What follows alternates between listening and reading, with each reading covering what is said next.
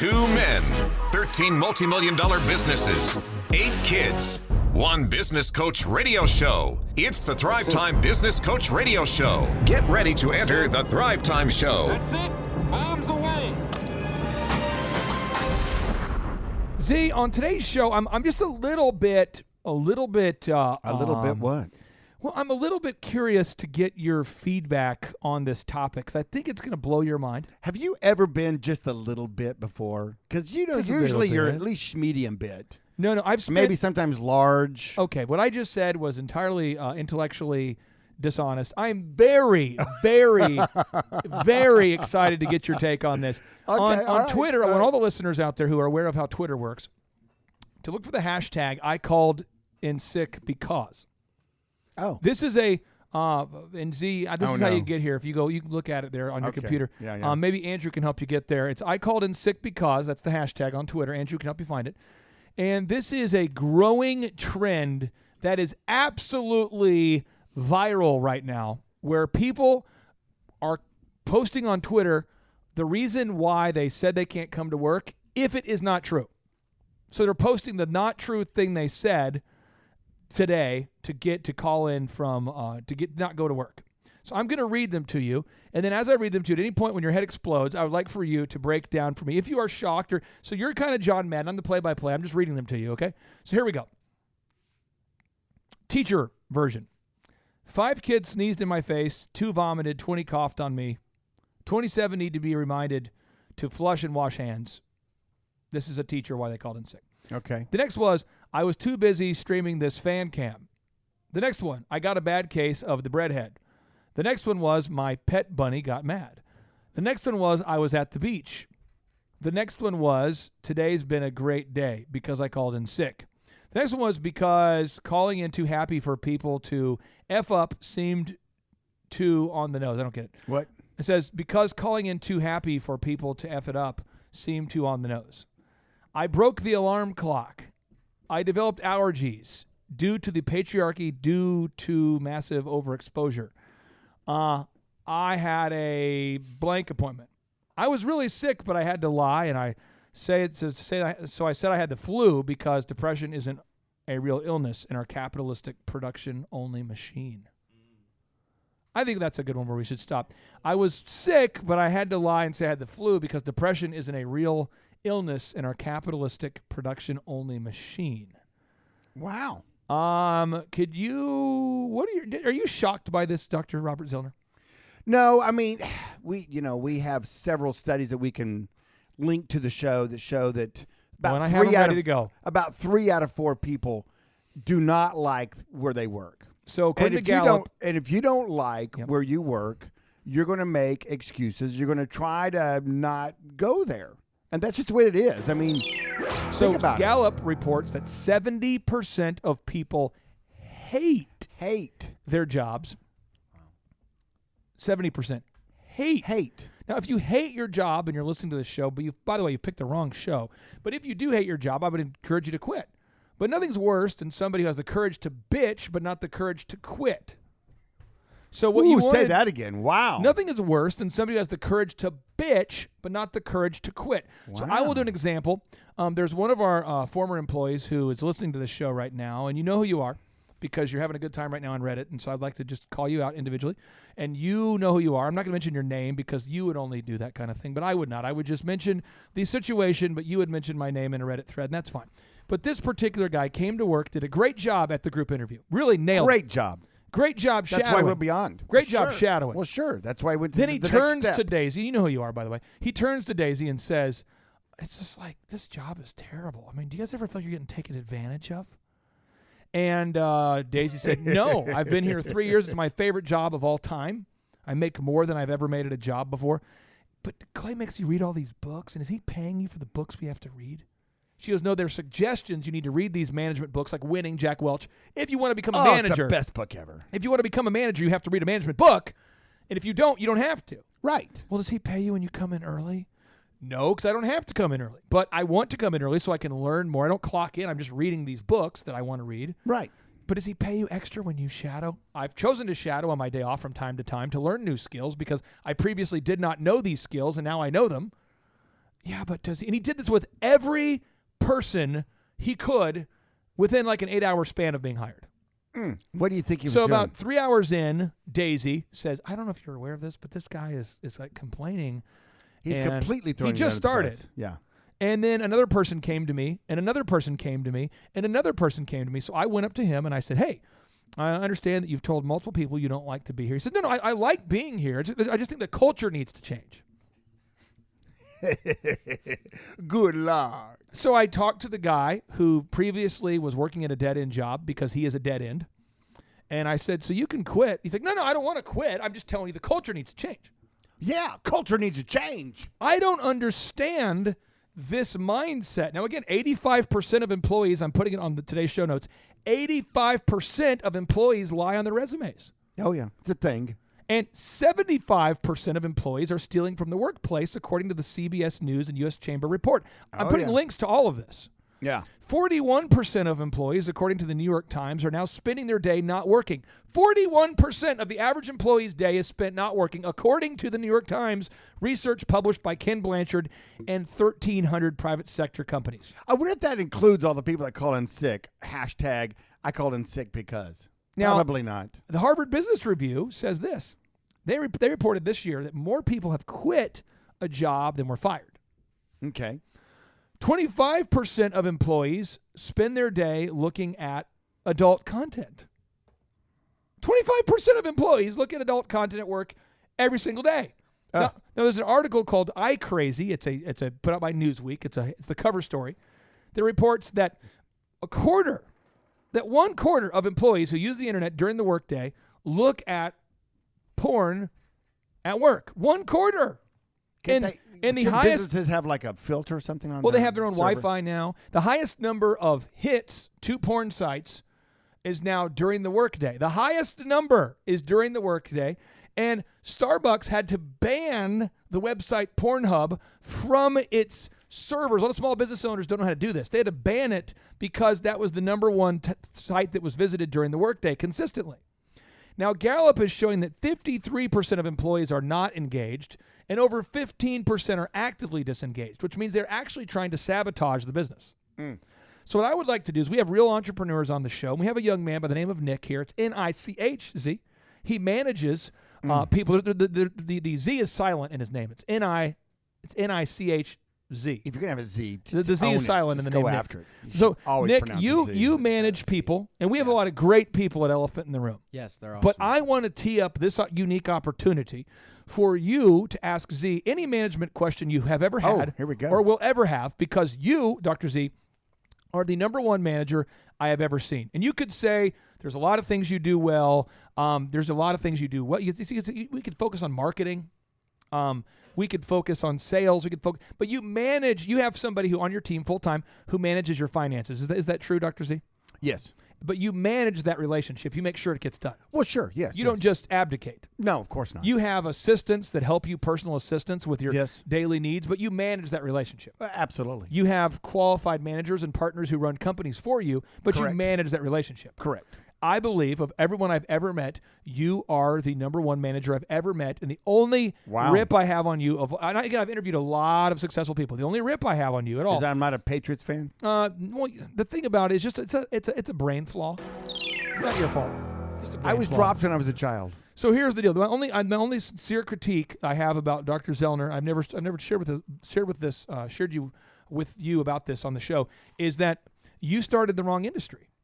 I did. Because if you would have started a tech startup, then you could have scaled without having to actually interact with people and having as many employees. Because optometry, you have to have real employees. Yes, you do. Who interact with real patients and real glasses. And at the auto auction, you have to sell cars to real dealers and clean real cars. Yes. They're tangible things. At the bank, you have to sell people on the concept of depositing money at your real bank that you've invested in. I mean, these are real things. These are real things.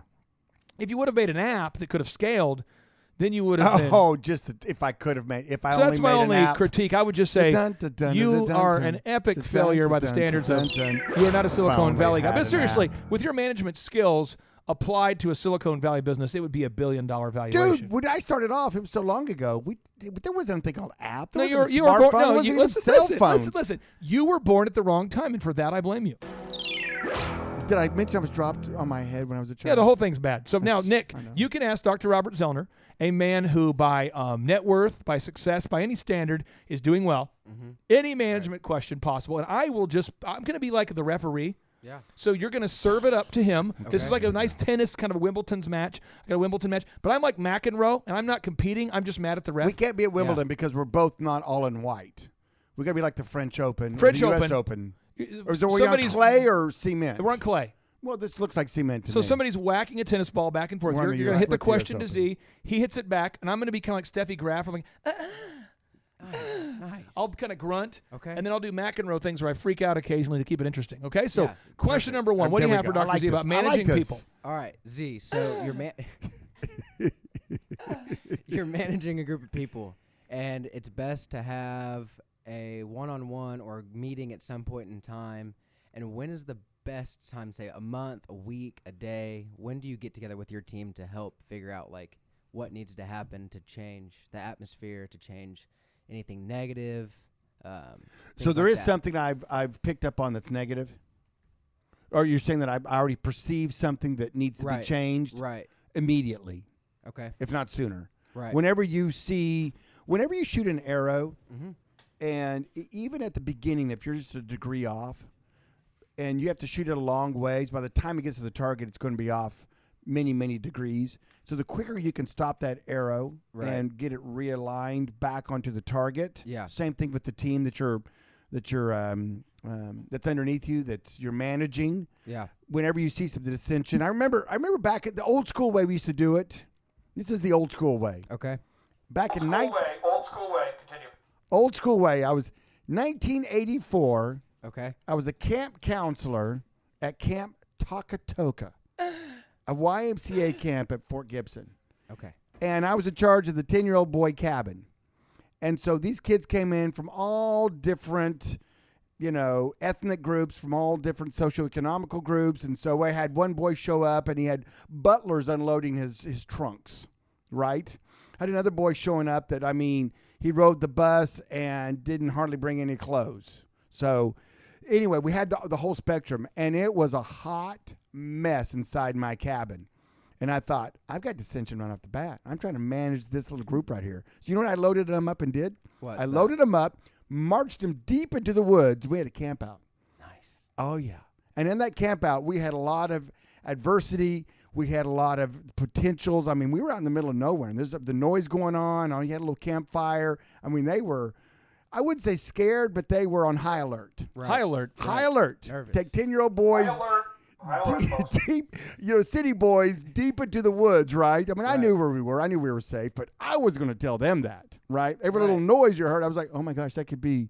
No, it wouldn't be. That's a mountain lion. I don't know. What time? What is that? What? Yeah. Here yeah. Well, no, we didn't. That boy didn't die last session. That was just a mauling, kids. Hey, he's got the s'mores. He's got the marshmallows. So anyway, and what I found is that one of the ways you can bring a group together is through adversity. And so I'm not sure you can march your team out deep in the woods and scare them over making s'mores, but it is a move. And when we came marching back, they were tighter, they were closer. We had a great rest of the 2 weeks. They learned how to work together as a team. They learned that you got to have their back to have his back, and all that. All that just went out the window. It just came down to pure survival. And maybe sometimes when you have a group like that, you get them down to pure survival of whatever they're doing. I can't believe I haven't had any John McEnroe yet, because I know he's posted up and ready. Well, real to look quick, at it. I want to make sure the listeners know this is a serious issue. We got a double fault here. The question was too weak. Not hard enough for the Zolhan. And I've got an audio clip here of Mr. McEnroe who had a few comments he wanted to share. Here we go. He just had a few things he wanted to share here. I know we couldn't get through it. Ask and you shall receive. Here we go. What's going to happen? The chalk came up. The chalk always flies out.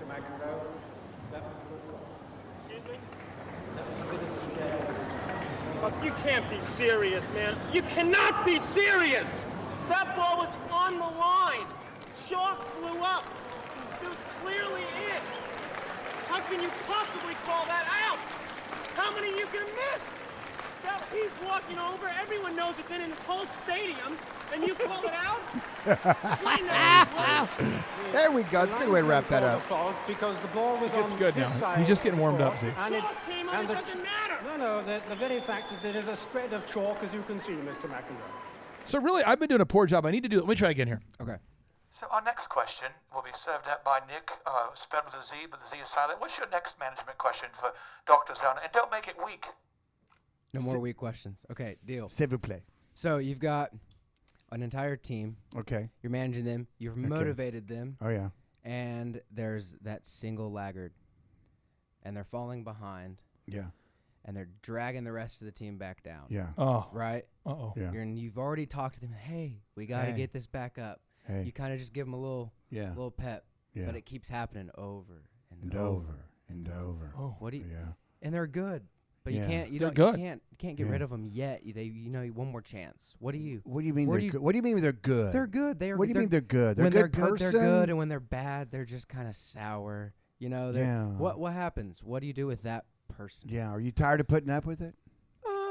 When they're good, they're good. When they're bad, Are you they're tired bad. of putting But up with it? It's getting tiring. Well, are you tired of putting up with Well, it? let me tell you how tiring it is. Let me tell you Okay, how wait, this is time how it. tiring it is. This is how this is how tiring it is. This is how Is that Steffi Graf now? I think that is. I think you did her sound actually pretty good. Tennis. Whoa! Listen to that one. Wow. That's impressive. What is that? That's a real tennis player. Oh, Shunda. Well, you can get a little more energy, they say, by pressing that diaphragm, and that's how you do it, by making the noise. It's that gruntle.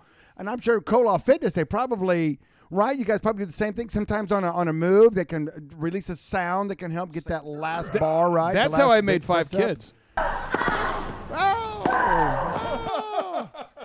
Right? I mean, there is something Shunda. about that. Now, okay. Now, There's something about that. Back to your question. Man. And here's the bottom line. I get asked that question. It's one of the top 10, if not top 5 questions I Right. get asked Oh, I'm sure. all the time. All the time. It's a pretty good dude, pretty good gal. They're spot on, sometimes. Antonio Brown, maybe. But if anyone's going to be lagging, if anyone's going to be fussing, if anyone's going to be complaining, if anybody's going to be late, if anybody's going to be awkwardly early, but they're not early, but they make a big deal. I mean, that's that person. It's always that person on your team, right? Right. There we go. They've got that spot locked down. Here we go. And the question I ask you, as the manager of that team, right? Right. Are you done with their jackassery? Because until you are, you'll find a way to put up with it. Right. You'll find a way to normalize it. You'll find a way to even defend it, because your other team members will look at you and say, "Where's Jim? Where's Carl? Can I ask Where's you Billy?" this question? I want to Whatever the dovetail guy's onto name this. is. If you had a client, Okay. or let's say you had one of your employees All right. at your optometry clinic, okay? Okay. And if you work at the optometry clinic, my wife worked for you for a while there. You are in a room sometimes with a patient, a doctor would be, and they're going to do an exam and Correct. see if Correct. And during that process, if you had a doctor, and you don't, but if you had a doctor that chose to share their personal life issues Yes. with every patient, and it's unsolicited. So the patient says, "How are you?" And they say, "I'm kind of going through A thing. and it becomes very deep and heavy, and they go on for 5 to 6 minutes. How long would you put up with that? Not very long. Like weeks, hours, minutes? Well, first of all, I have to find out about it. So it probably had already been going on for a little while. Maybe a week, maybe. Right. Yeah, Or a couple because, days. I mean, unless they did something wrong in the exam, you got to understand, we have a lot of patients that come in that just want to talk. Back in the day, I mean, that was what they want to do. They want to come in and they want to have someone to visit with. People back in the day used to talk. Back, just do in. you People- remember? Before phones, kids, write this down. People used to talk Absolutely. with words With actual speech. and eye contact. And Their bodies were in the same place. yes. What the crap? Back to you, sir. Sorry Yes. about that. I just want to make sure Your people know that was a language is historical wo- fact. Your language is a wonderland.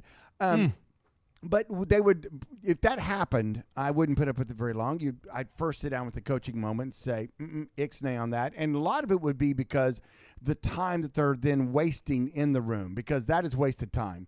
What's going on in your personal life has nothing to do with giving them a problem-oriented eye exam on why are you here, what do we need to fix, what do we need to get done today, right? It's not about, what my kids did last week and why I'm embarrassed by it. That has nothing to do with that. So it would be more of a time waste and a time suck than them having a personal conversation with somebody. So what are the words that a man like Nick should say should he sees a member of the team talking about personal dysfunction to clients or somebody's being dysfunctional? What are the words that he should say as a young manager? Going back to his original deal, he's got a person who is not quite what he wants, or not an A player. So you have to, as Jack Welch says in his book Winning, you have to rate all of your people, all your team members, all your employees, all the guys you're in charge of, because you said you're managing a team. Right. So who's your A's, who's your B, who's your C? If you have this person down as an A, then you're not a very good ranker. By the way, you've recently moved into the A category. You were B+ for a while. Okay, there you go. I'll tell you why. Okay. I'll tell you why, because he used to be just on time. Now he's early. He's always early. Way early. And he's detailed. He takes notes. Boom. A-team right there. A-team, there you go. Used to be on the B team. So A-team. The worst thing that can happen with a C player is not that they're just, and that means every now and then they're an A, every now and then they're probably an F, and that's what you're talking about. Right. I mean, sometimes they're like awesome, or they're like contributing, or they're like, wow, I'm glad you're on the team today. Yeah. You woke up on the right side of the bed today. Come on, Billy. You go, boy.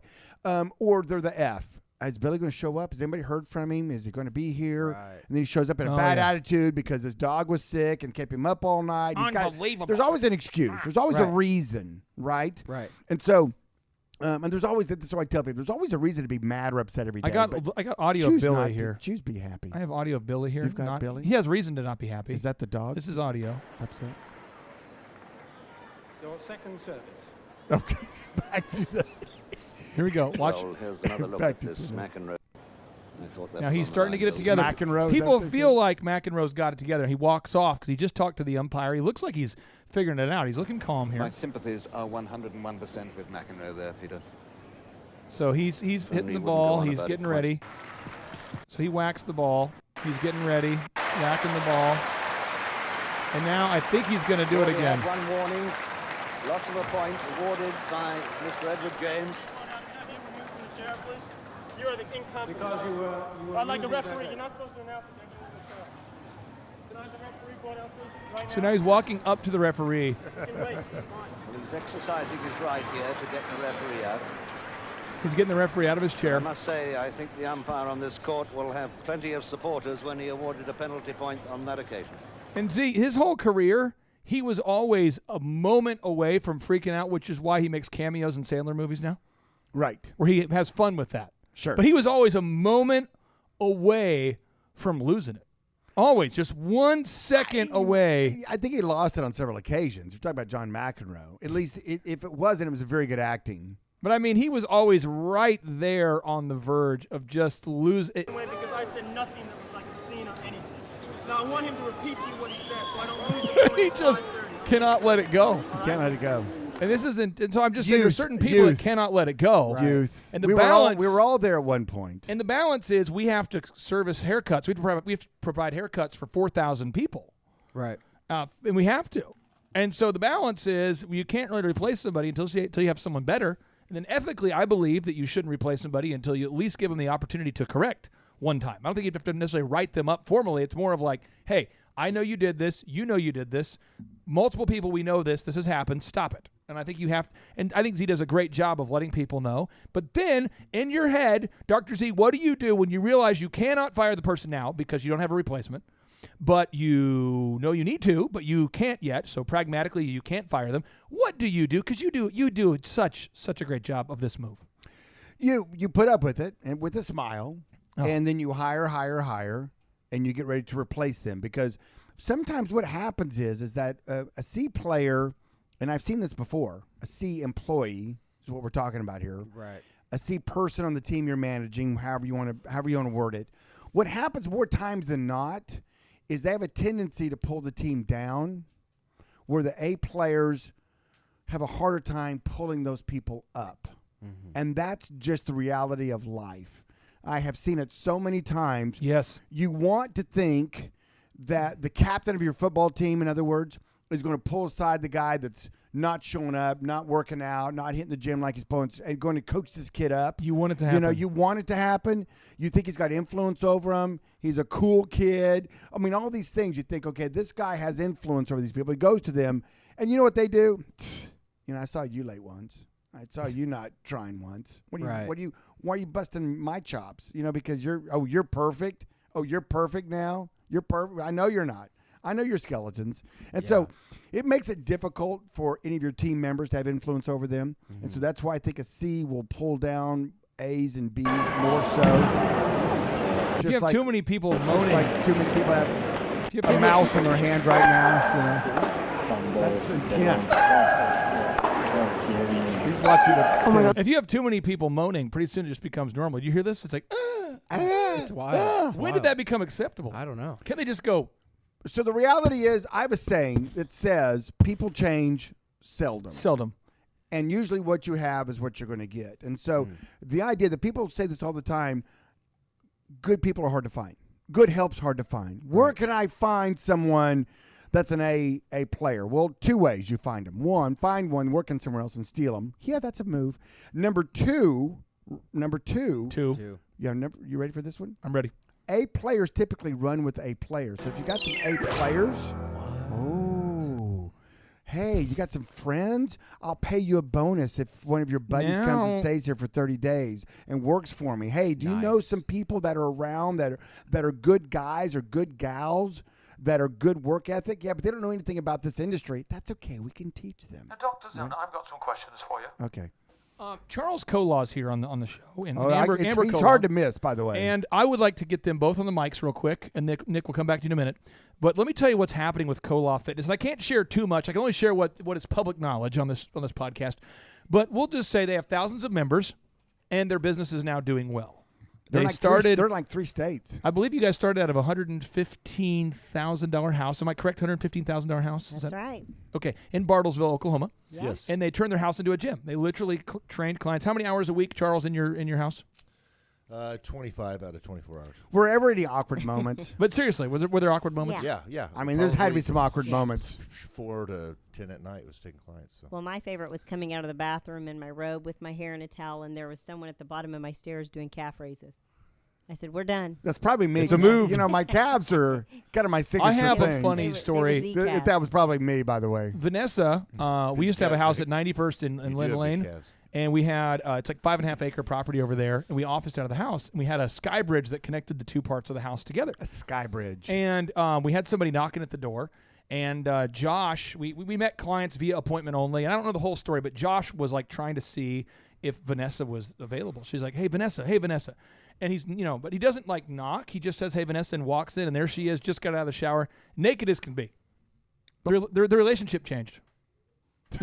So Josh comes upstairs and he's like, like, what happened? He goes, I can't speak about this. I need to go get some Charlie's chicken. So he went to get some Charlie's chicken. Who was Josh? He was one of my top guys. And he was an employee of yours. Yeah. And this kind of, because you office at your house. He just walked into your house. Well, he was in my house, and someone was knocking at the door, and he was trying to be a proactive guy, kind of new on the team. Sure. So he runs downstairs. He's like, hey, Vanessa, someone's at the door. But he doesn't think to, like, knock on the door first and just goes right into her bedroom when she's, And he's just like, And that kind of crap, that particular situation happened one time, but that kind of crap would happen at the home. Because these guys have gone through the threshold of hell. Oh, we've done stuff like that. And now you have three gyms. They're big box gyms, but they're kind of like the Chick-fil-A of fitness. You're opening up other gyms. You're doing very well. Thousands of customers. But Z, between your ventures and the Colaws, you probably have about, in my opinion, maybe 3 to 4 times as many employees that you're dealing with based off the things you've invested in and the things that you own all outright than these guys. So there's got to be, I see 3 issues with management. And Charles, you and Amber can ask Z any question you want. But I see 3 issues with companies as they scale that are horrible, and I would like to start with those. Okay, yeah. Really, the horrible ones? One is when the people that got you there can't take you to the next place. That's the thing. So when you have somebody who's, let's say, great at sales, and when you started out of your house or out of your first gym in the strip center, and now it's clear they do not have the dragon energy, the focus, the fortitude. They don't have the ability to do the next thing, and they're holding the whole team back. It's kind of like you went to high school with the guy. You were very good friends. You were on the football team together.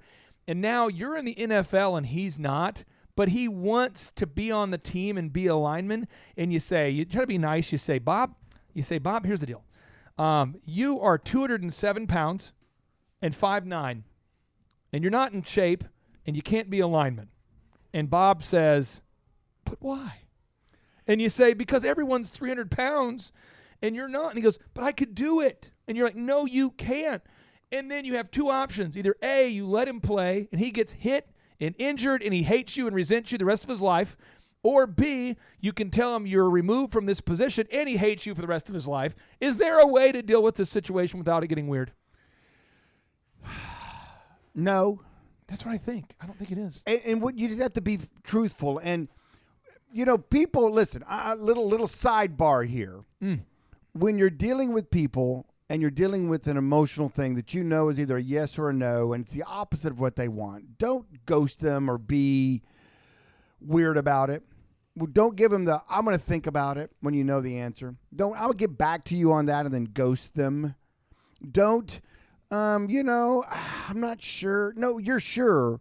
Be honest with them. People would rather have a moment of honesty when you say to them, dude, you don't have what it takes to do that.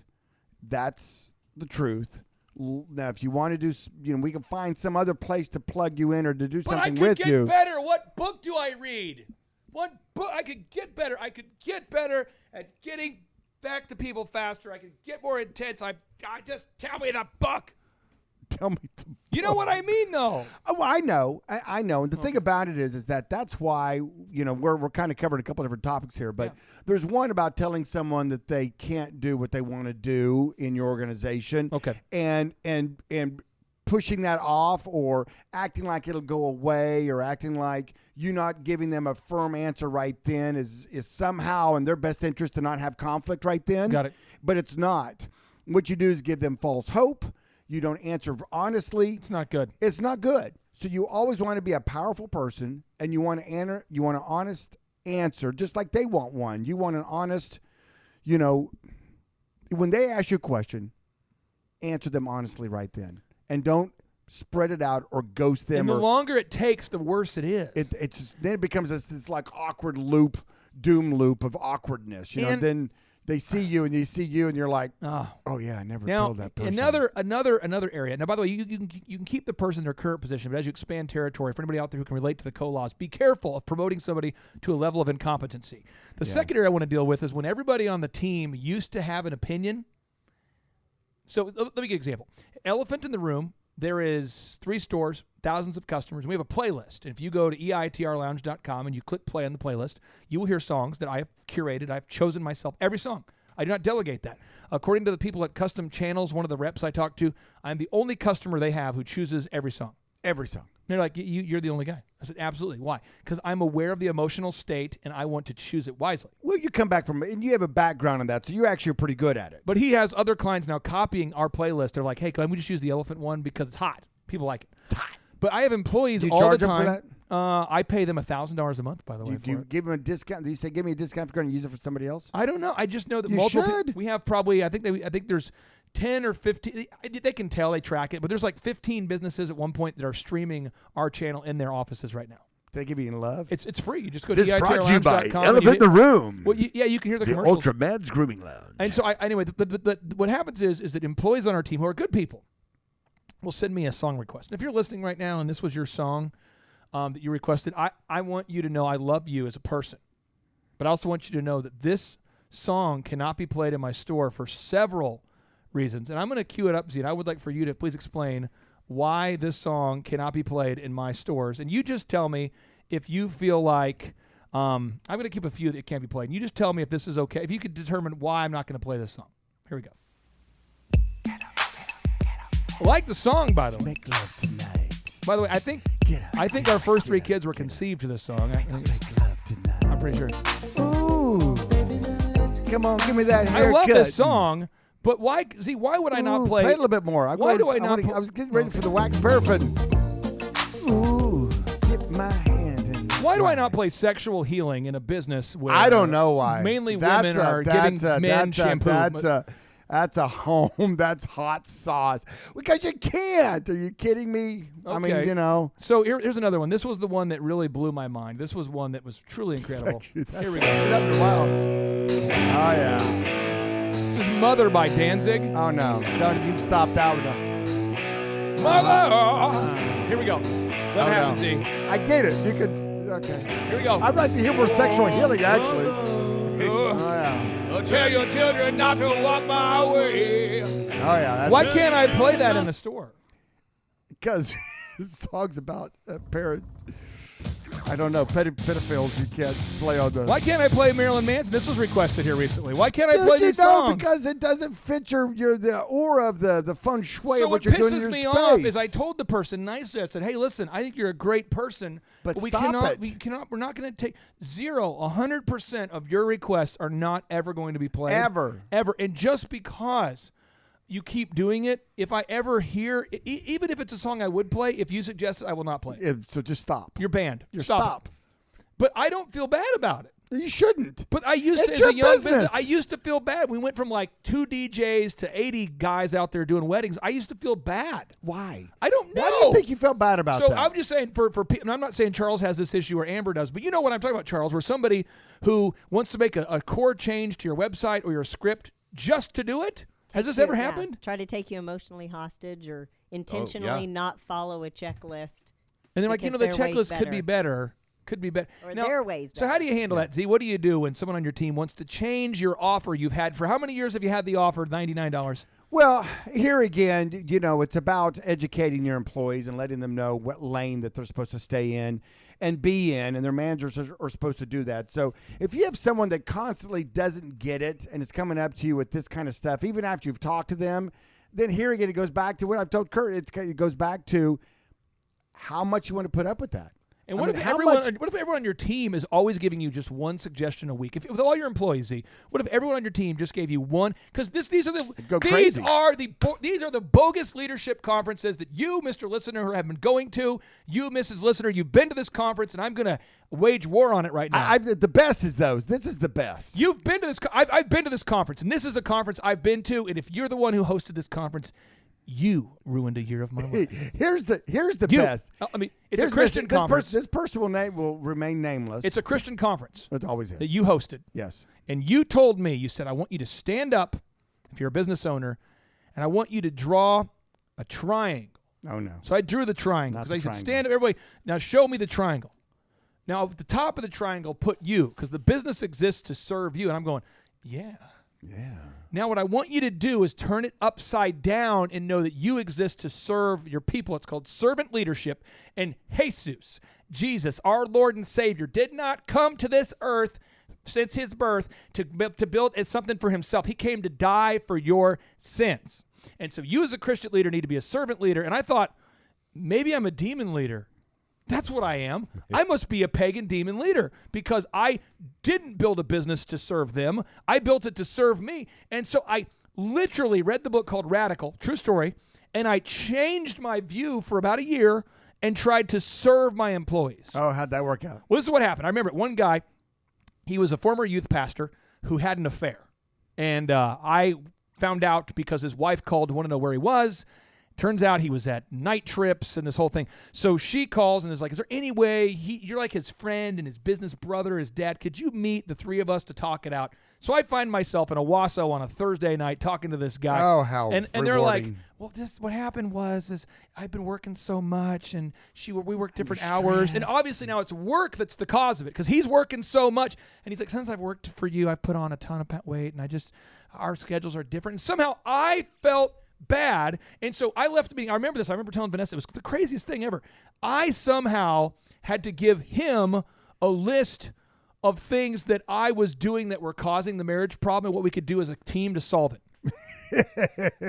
True story.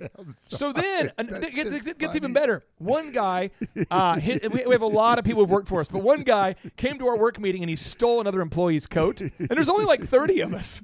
It's probably because you made him come in on a cold day. So one of my employees is like, hey, dude, is that my coat? I think you stole my coat. And the guy says, no, it's not my coat or your coat.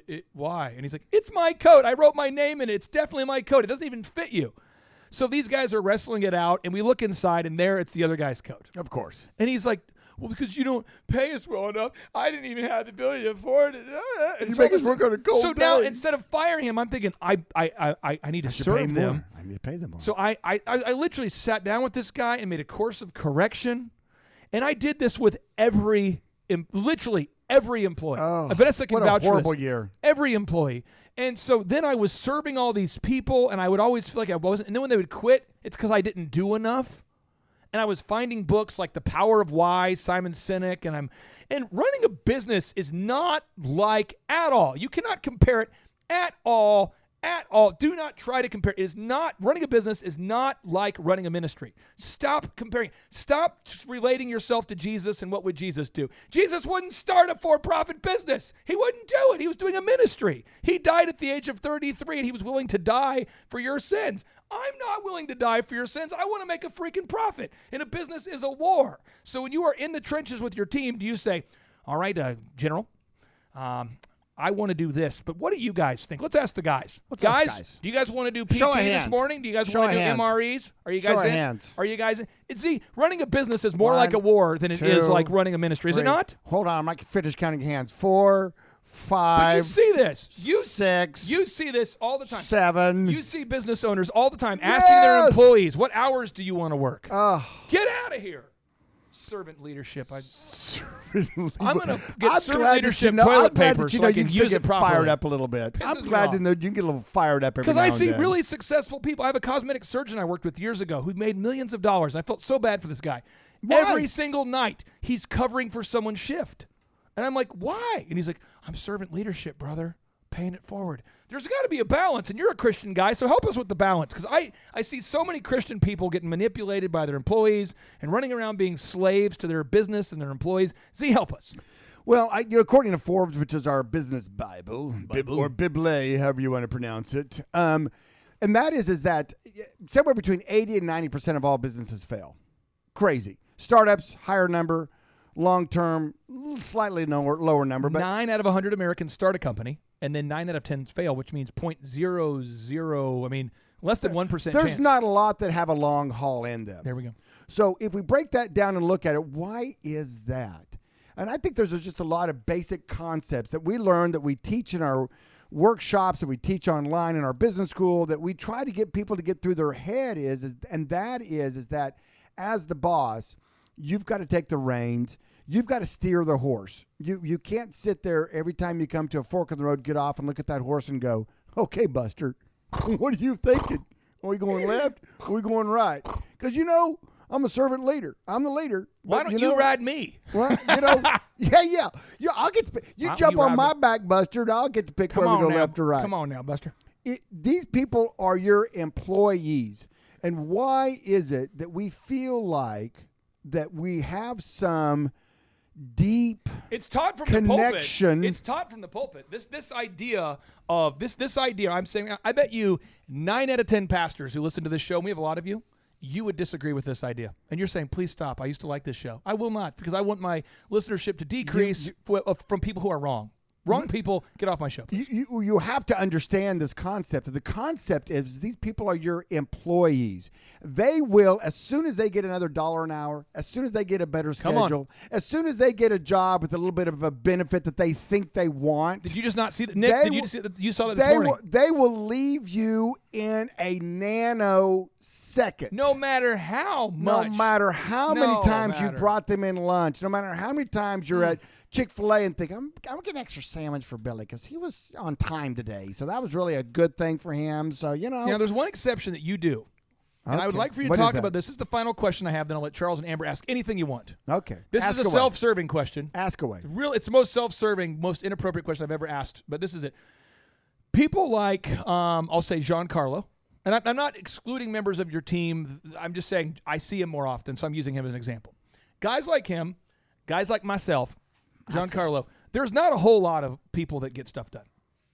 Okay. So Giancarlo's a doer. Yes. You do this thing called golden handcuffs. Yes. Where you have found a way to wrap up your key people. Yes. Key consultants. Yes. Key whatever you want, so that you have a long-term team.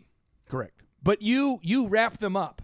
You wrap up your key employees, your key consultants, your key vendors. You wrap it up in what I would refer to, or what you've referred to as golden handcuffs. Correct. Please explain to me how that relates to your businesses so the Colaws could learn from that, because they have a lot of great people right now, and they're building a team that has won the World Series. And now the other teams are going to start reaching out for your players because you won. As a reward for winning the Super Bowl, Bill Belichick lost his defensive coordinator to the Dolphins to be their head coach, and many of the players went with him.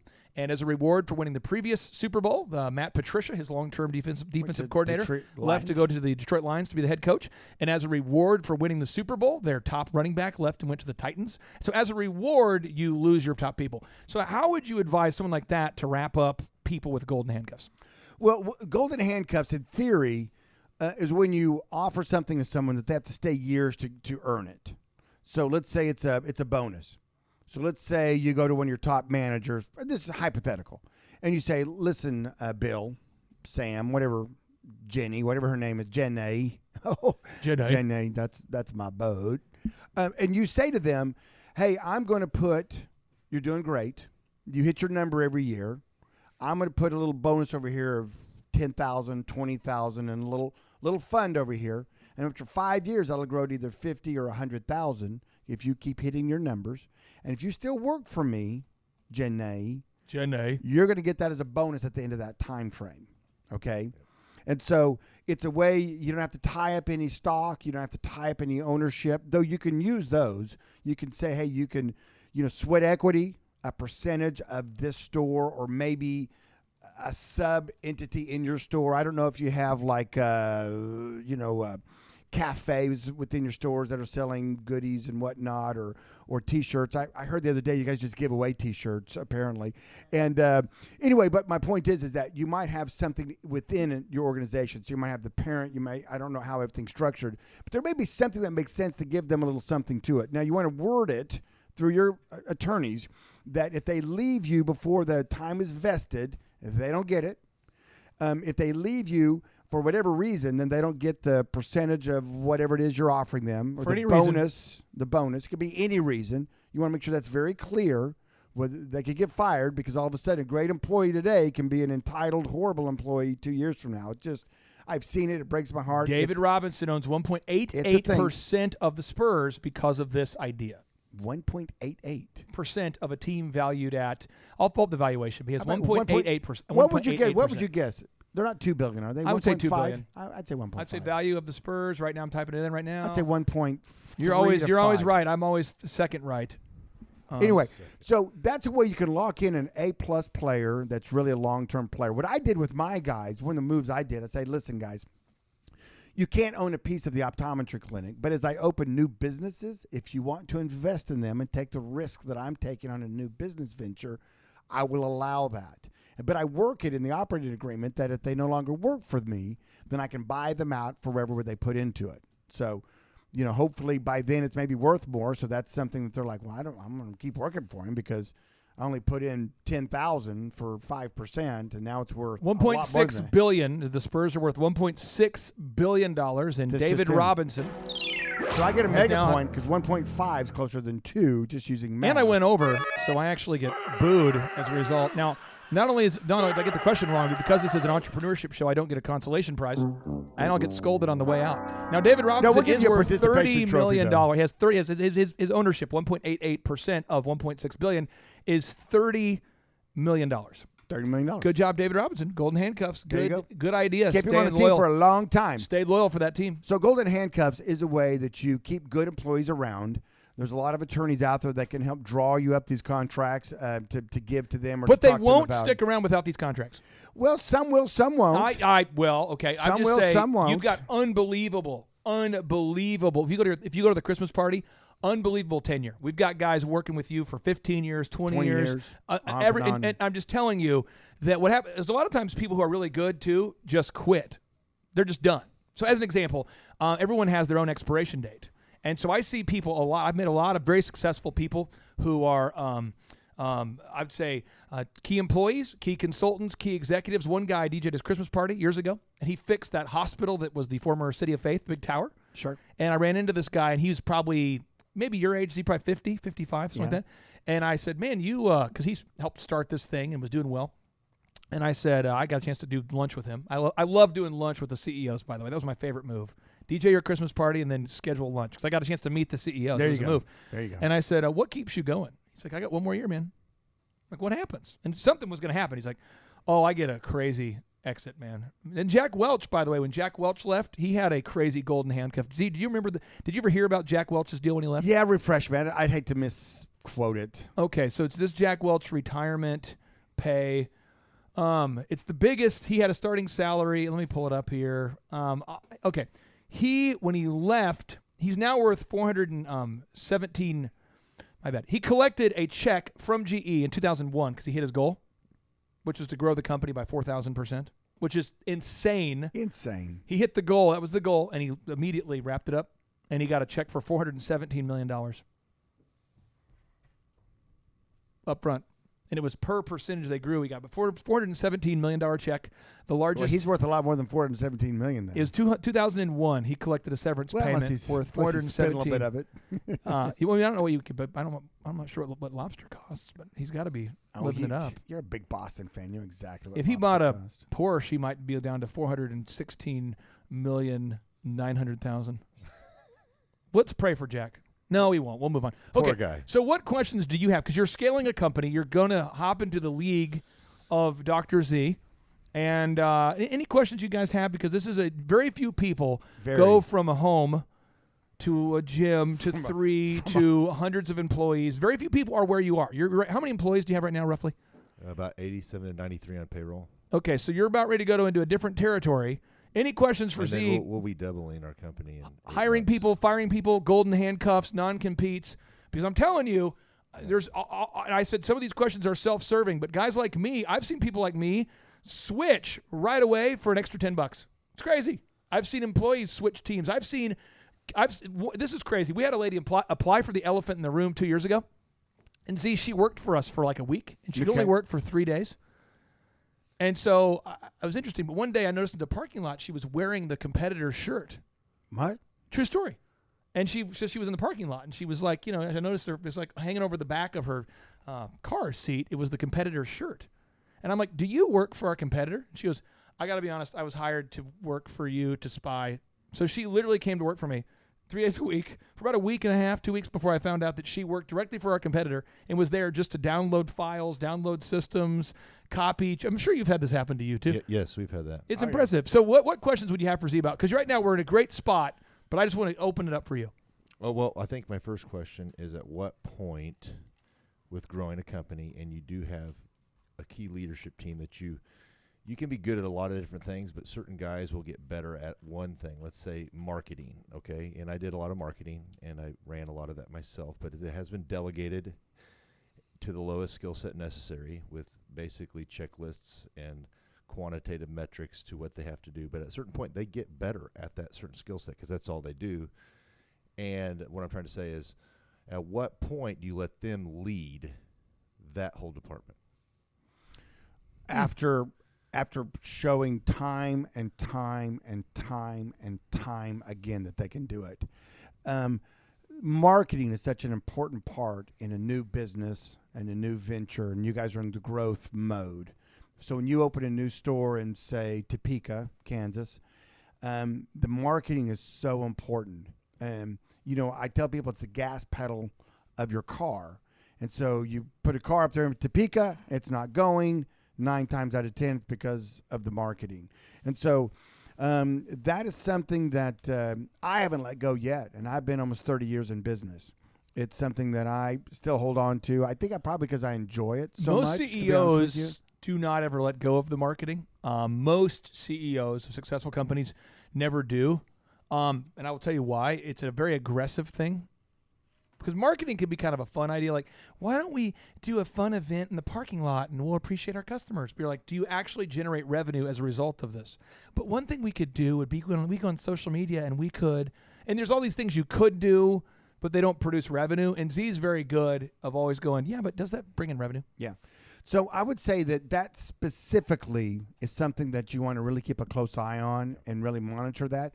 And yeah, there is a time. I mean, I tell people all the time they're starting a business that have no idea about marketing. And I look at them and I'd say, hire a marketing firm.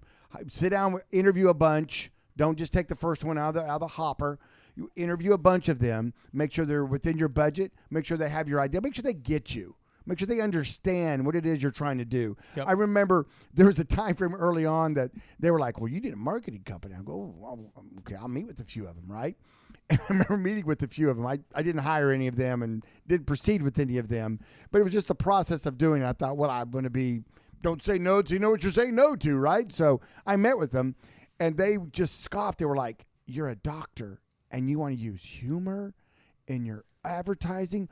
Are you insane? And I look at them, I go, yeah, I guess I am. Furthermore, see you later, you alligator. Pressed in and leaned into being funny more. Right. And they actually will say, well, let's dial it down a little. So an example, you have a Christian gym. So you guys, one of your mission statements is to make Jesus famous, which I'd go to your gym if you weren't a Christian or you are a Christian, but I'm just saying is you're going to attract as many people as you detract with that. So it's a net break even, but you feel happier. So I'm just saying is when you have a Christian gym and you tell people that, there'll be people who say, I don't want to work out at the Christian gym. This is ridiculous. I want a pagan gym. I want to listen to Drake and I want to listen to, 50 Cent and I want to just look at, chicks half naked. I love it. Yeah, gym. Woo. And there's some people who are like, you know what? I don't want to go to the gym where it's a meet. It's like a big comparison thing where women are half nude. I don't want to go to that atmosphere. As many people go to Hobby Lobby because they're a Christian-owned company as people who don't go because they are. Yep. But marketing companies say, well, why don't you just compromise in the middle? Because we ran it through a focus group. And by the way, never use a focus group. Because a focus group is a bunch of people agreeing on what is wrong. So what you do is you ask actual individual people, not as a group, because groupthink is a terrible thing. So I would just say, if you find a good marketing firm, we might have to do a show on that because I can't find them. But you're being your own. You've got someone, though, that's underneath you that's doing it. And how close do you watch them and when do you kind of let them? So you let them go in little increments. It's like teaching, it's like the daddy bird teaching the baby bird to fly. Step one, you let him kind of stand on the edge of the nest. Step two, he maybe jumps to a branch. And then you're always on an eye on him, until he finally is up circling around and maybe can fly faster than you. Then you finally go, okay. Now I got to figure out my next move. That bird's obviously doing well. So there'll come a time, but you also have to realize that you have to keep kind of inspecting what you expect every now and then. That should always be kind of a circle back around. Check the flyers, check the this, check the, how much did we spend? That should be on a monthly P&L. Why is our advertising cost up this month? What did we do? Oh, well, remember we had that big, fundraiser for. Well, just this week, my Indeed ad became a runaway ad. It was like a runaway ad. What does that mean? You spend a certain amount of money per day you commit on LinkedIn to show your advertisements. And maybe a wrong button was clicked or something. And again, these shows are released at times that don't correspond with the dates that we record them. So nobody out there, if you hear the show today, I'm not talking about you specifically. I'm just saying is that it was a runaway ad, and I think it was supposed to be like $30 a day, and it became $300 a day. Oh. Oh, boy. That was 2 days in a row, and I'm like, geez. Ooh, Shunda, we like hiring people. I mean, $600 make you know what I mean? So, Amber, any questions that you would have for Dr. Z as we wrap up today's show? Any questions about scaling Colaw Fitness that you're going through? Because this is it's a very rare situation where a guy like Dr. Z, who currently, just so we're clear, in America today, 9 out of 100 people start a company, but 9 out of 10 startups fail. Which means statistically, Z, you're a math guy. If 9 out of 100 people start a company and then 9 out of those 10 fail, what percentage of people start a successful company? That's 0.1%. So if you think about that, and it's a little less than 0.1, right? Because it's 0.9. Well, 9 out of 100 is almost like 10%. So we'll call it 9%, and then you do a percentage of that. So you're roughly about 0.1%. And of those who do start a successful company, almost nobody makes it beyond 5 years. That almost never happens. Then, of those that do make it 5 years, there's all sorts of, it's really heavy. It's hard to find this data because people don't want to talk about it. But very few owners create time freedom. Like, I might meet one person with time freedom for the first time at a workshop. Like 1 out of 100 business owners who are solvent actually enjoy their schedules. So the fact that you have achieved time freedom, Z, and that Colaw's, you have done this, and that you are on the show together, this is like a 1 out of a million chance kind of thing. This is very rare. Woo. And then the fact that most people I know who are billionaires and or millionaires, they do not do interviews because they don't want to have questions asked. They just want to enjoy their time freedom. So you're out there hunting elk a lot, Z. You go to Australia. Do you go to hunting? Is it New Zealand or Australia? I haven't been to New Zealand yet, but is it Australia? I've been to Australia, been to South Africa, Canada, been all around Texas. They allow me down there too. You travel a lot. You like to travel. I like to travel. So you have an opportunity to ask this guy anything you guys want, but it does not happen. So this is a rare thing. So Amber, any question you'd have for I haven't been to Topeka in a while, but I've been up there even too. It's an unbelievable tourism this time of year. It's impressive. Unbelievable. Yeah. Beautiful drive. Beautiful drive. I think for us, one of the questions I would ask is to get some feedback on hiring internally. We really want to promote from within. We want to invest into our people, train and develop them, and give people who maybe wouldn't have before, give them an opportunity to have a great career for a growing company. Love it. So scouting talent internally and kind of when to know that person's ready. You want to talk about your A's, Z? This is an issue that's near and dear to my heart. Shunda. And fortunately and unfortunately, as a business owner, it will give you the highest highs and the lowest lows. And I say that because history is just full of examples. My life, my businesses, probably yours at this point. You guys have now been open how many years?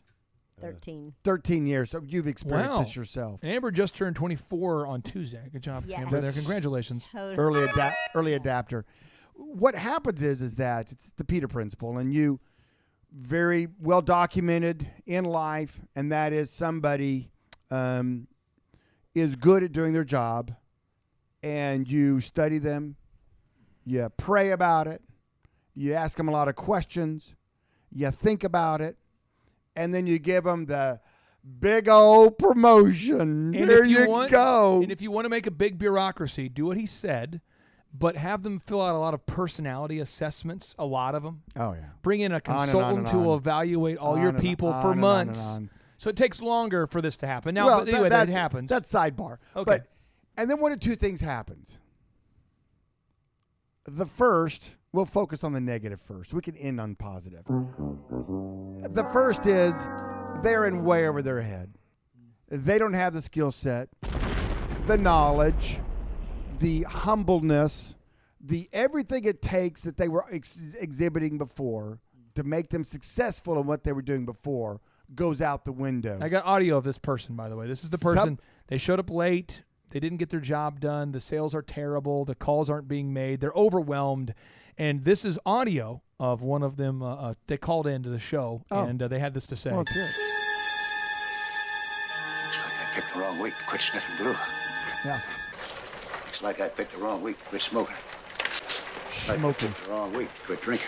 Looks like I picked the wrong week to quit amphetamines. I mean, you see these people just falling apart. Yeah, and it's unfortunate. And you think, oh, you know what we can do? We can just move them back. Scoop up that toothpaste. Scoop it up. And slowly and carefully put it back in that tube. I mean, in the tube. It had to get in the tube somehow, right? Right. So by little bitty pieces and little bitty parts, you can put it back in there. And you know what? After about 6 hours of doing that, you finally throw down the tube and go, I can't put it back in. No, you need to get it's like a small little. Is it like a small thing? It's a small like a needle with a rubber end on it. It's a small thing. And if you spend 7 to 10 hours, you can get it back in there. A little bit. Most of it. Some of it. Some of it. So then what happens is now you're stuck with this unfortunate situation where you have somebody that you can't take them back to what they were doing before. They'll be mad. They'll be bitter. They'll be upset. It's just the worst thing you can do. I have found it in an organization. It really is. It's terrible. But yet you can't keep them where they are. Right. Because they can't handle it. Because they're terrible. And you see it. You almost see it immediately. And you say to yourself, oh, we messed up. And when you mess up, guess what you do? I love the CEOs that aspire to what I think. Whenever they come out with a quote, I go, that's what I say. I'm like, oh, you're smart. Hire fast, fire fast. Same thing on promotions. Promote fast, but fire fast if that's the case. And not necessarily promote fast, but when you do promote, decide to do it and rock on with it and know it's going to be one of two things, right? And whenever you make the wrong decision, You just got to eat it. And now I know you're almost hiring 2 new people because you're still trying to hire someone. Wait till you get someone hired what they were doing. Don't put yourself in a bind, and then let them know it's not working out and move on. And it's horrible. Hire fast, fire fast. Guy Kawasaki writes, Steve Jobs has a saying that A players hire A players, B players hire C players, and C players hire D players. It doesn't take long to get to Z players.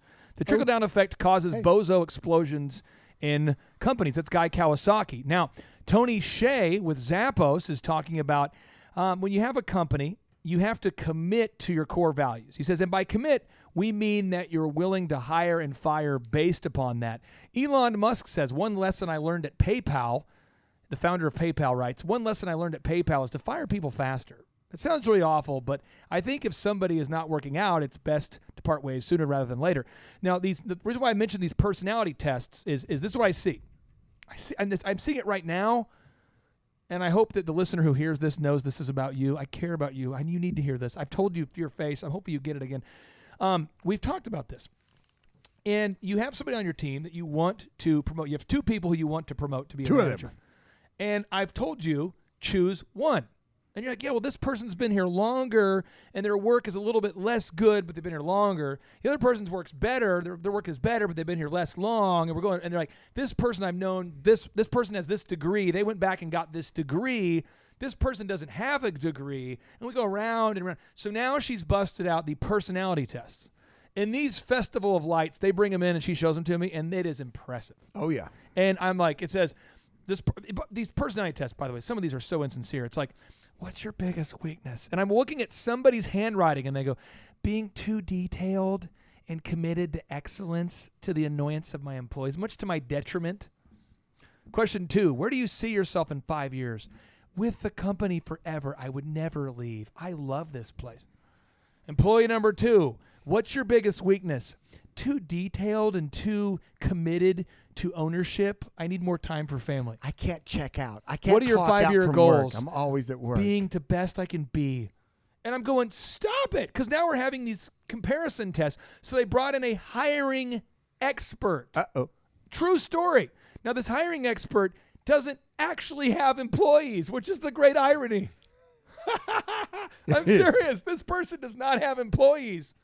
And this hiring expert says, well, what we've discovered is that people who are between the ages of 37 and 45 with kids are more stable. Now, we cannot promote based upon these things, but we need to begin to ask what I call fishing questions. So you would say, this weekend, if you're going fishing, who would you bring with you? And if they say my kids, then now you know they have kids. So now we have an adult in her 50s asking fishing questions. Oh, yeah. The little squirrely questions. 4 months to prevent, and I've worked with this person long enough that she knows this is the reality.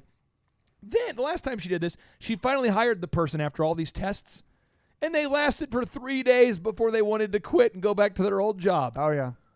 I'm just telling you. It's like 3 days in, you're like, I hate this. I can't do it. I want to go back to my old job or quit. Well, now we don't have a spot for you anymore because you've only been in the position for 3 days. We've already hired someone to fill your spot.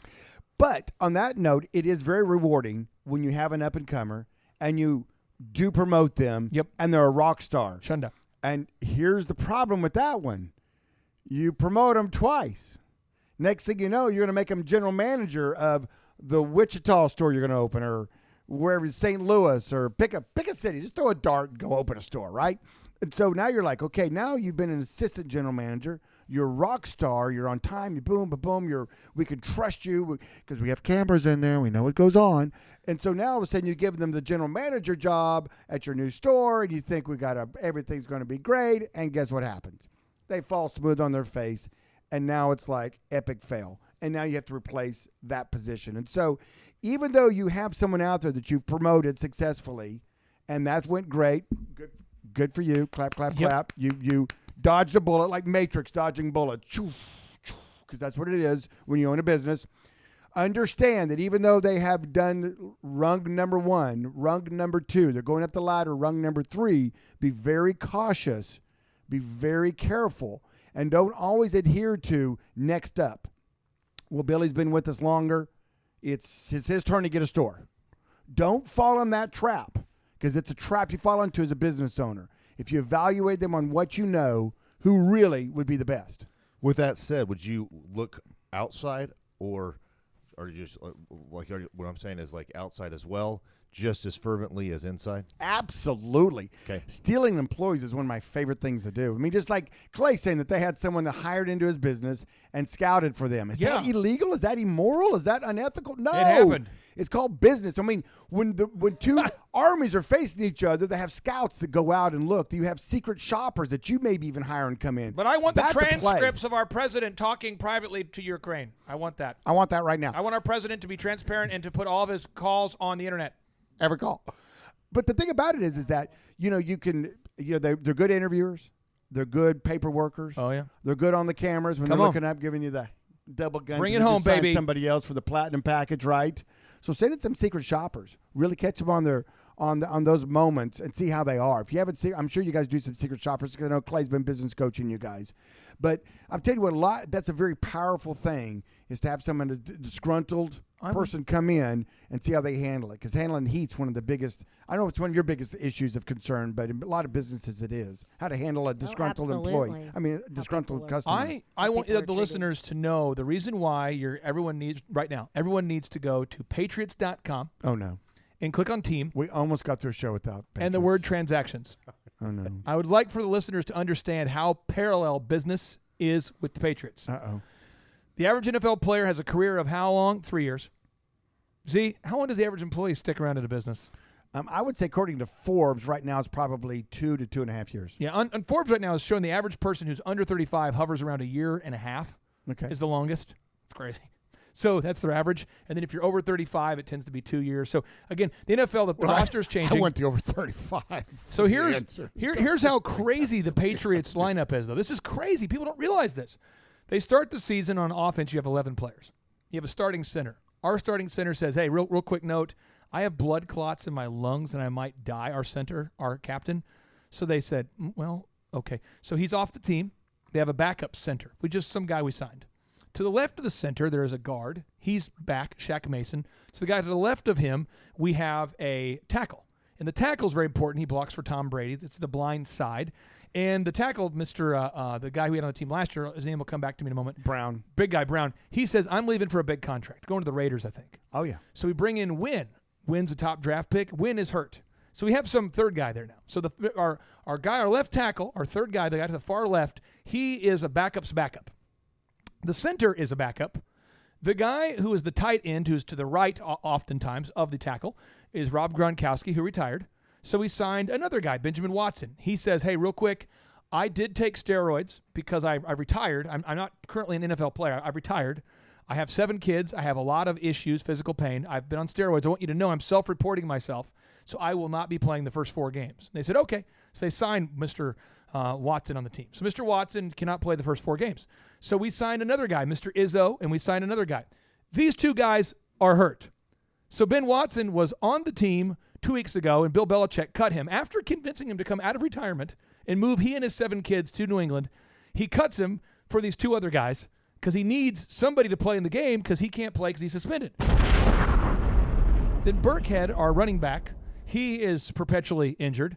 So we have a fullback who blocks for the running back. He is injured. And so Mr. Devlin is injured. He's all pro. And so we're like, well, let's get a backup. So we signed a guy from NFL Europe who has never played in the NFL before named Jacob Johnson from NFL Europe.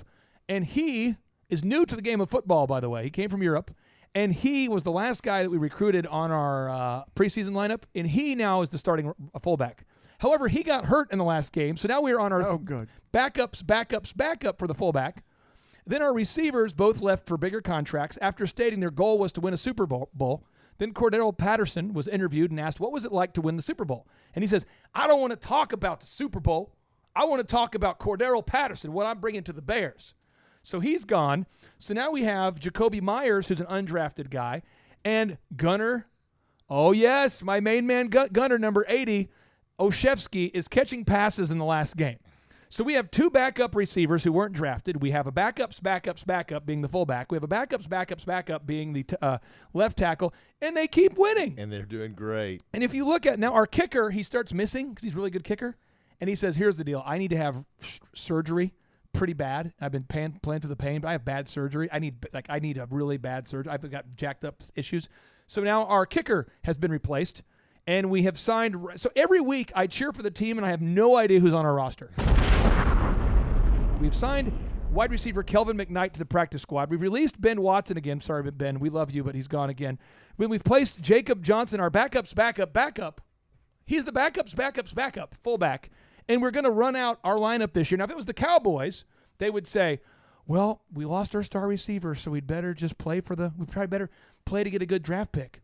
That's why I can't stand NFL teams that do that kind of crap. Because when you own a small business, when you lose your top guys, we can't say, well, we're going to play next year for the draft. We're going to tank.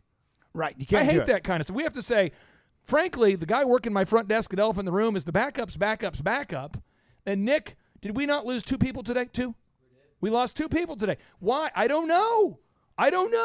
One said that someone in their family got a big check.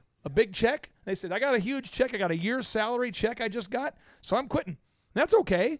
I'm glad they made money all up front. That's nice.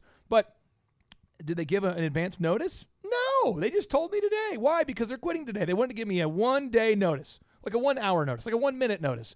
And then another person just ghosted. And every week this happens. Now, the average tenure of our employees at Elephant in the Room is 3 years, the average tenure, but they all quit at different times. So we have a new team every week. Every single week, I roll out a new team, and so does Belichick. And no one gets it. That's why I don't like other NFL teams, because I don't like the freaking stars. Do you understand the Patriots, their winning percentage is the same when Brady doesn't play? It doesn't matter. We don't need him. He could quit, and we don't care. It's the New England Belichicks. And if you own a business, your business is called the New England Belichicks. And these people, they're going to leave when it's good for them, aren't they? Every time. And if you have a big star and you coddle them and give them big wages, what do? Big star, big wages. They leave you when it's convenient for them to leave you.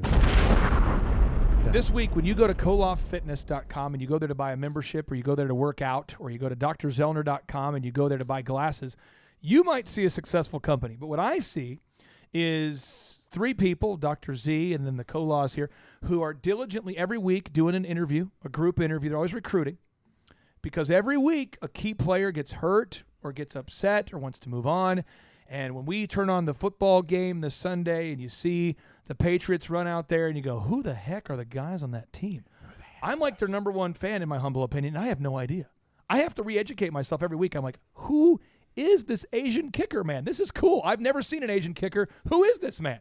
It's like a new thing every week. And if you ever get to a place where you start to get content and you stop recruiting outside and inside talent, you are going to get in a bad spot. And you guys are in a great spot, but I think this was a good moment. Any final question here, Charles, before we wrap up and let you 2 lovebirds go chase each other around? Final question. I would say when I was in HR, I would study why employees like their job. And the number 1 thing that I came up with when I was doing this study was relationship with their direct supervisor. True. Number 2 was job security. True. And number 3 was compensation. And so it's not always just the money. I think when you're pro football or something and you only have a 3-year possible career, you're probably going to chase the money and not a relationship. But if you're having to live 80% of your waking hours with these people, it's probably to be that direct relationship with that supervisor. So like we've really tried to emphasize that our direct supervisors are in basically development of the staff under them, so they personally develop. And I know, Clay, like you talk a lot of this, but you've invested a lot into your staff, and a lot of those people stick around. The ones that are A players, they'll stick around. Well, they stick around till they screw me. Yeah, but you've invested until they screw me. But they really stick around till they admire you, and they admire how they've helped you. You've helped them. Right, and I agree. So I'm just throwing that out there to say, I think there's some of that you have to work in, and then the tincture of how long that person was planning to want to be there. If it was pro football, I would definitely focus on money. But I think your core nucleus is super awesome at Colaw. And I would just say, again, back to the pro football thing, Bolden was asked why he came back to play, and he said, well, you come to New England to win. You don't come here for the checks. Come back to win. Oh, yeah, he loves to be on a winning team. He's a violent running back, by the way. One thing I don't understand is with the money they have to spend, who's getting it? Because, I mean, Brady dummies down his salary. And, I mean, everybody you talk to makes nothing. So they just negotiated some more salaries to make up $3 million more because Belichick is he's serving as his own defensive coordinator this year. I did not know that. He's calling every single play because he lost his top – His most loyal guys, he's lost them his last 2 years to go coach against him. And I think he's a little pissed. And he's trying, according to the podcast I listened to, the Patriots podcast, apparently he's trying to, not publicly, won't state it, but he's trying to set every record possible in the history of football for defense, and he's doing it so far. And what he's doing is a typical team will have like 15 defensive players, and they'll have like 11 guys playing, but they'll have like 15 to 18. Apparently he's trying to go up to 24 defensive players. Mm-hmm. So he's doing lines. So if you watch the game now, on almost every play, 11 new guys roll in. Fresh. So they're fresh. They're never tired. Like every series of downs. It's the craziest stuff ever. But I would just say Bill Belichick is always going to be on that team. You're always going to see Kraft there. I think Brady will retire there. But beyond those three, who's still there? I mean, Edelman's been there for half of Brady's career. Edelman was 12 when Brady came into the league.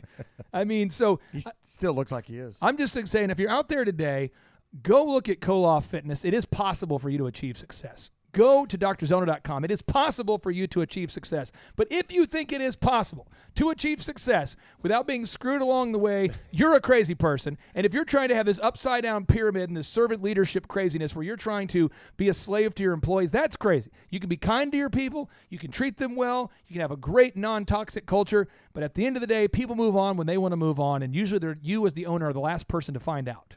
That's for sure. So, on that note, let's end the show with a boom. Are you prepared? Absolutely. Here we go. Oh, yeah. 3, 2, 1, boom.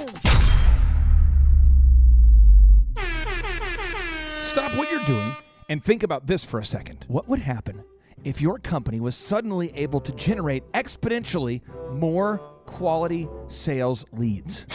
That would be incredible. What would happen if your company came up at the top or near the top of the Google search engine results? Well, I would just feel overwhelmed with all that business. How many thousands of dollars in lost sales or millions of dollars in lost sales are you missing out on simply because your potential customers can't find you when they go online to search for the products and services that you offer? I refuse to think that thought because I don't want any more business.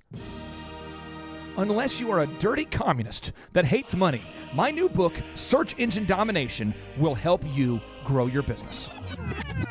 In my new book, Search Engine Domination, we will teach you the specific steps that you need to take to dominate the search engine results. What do you mean by dominate? You see, in my new book, Search Engine Domination, we will teach you the specific steps that you need to take to dominate search engine results. Download your free ebook copy today at thebestseobook.com. I repeat, that's thebestseobook.com.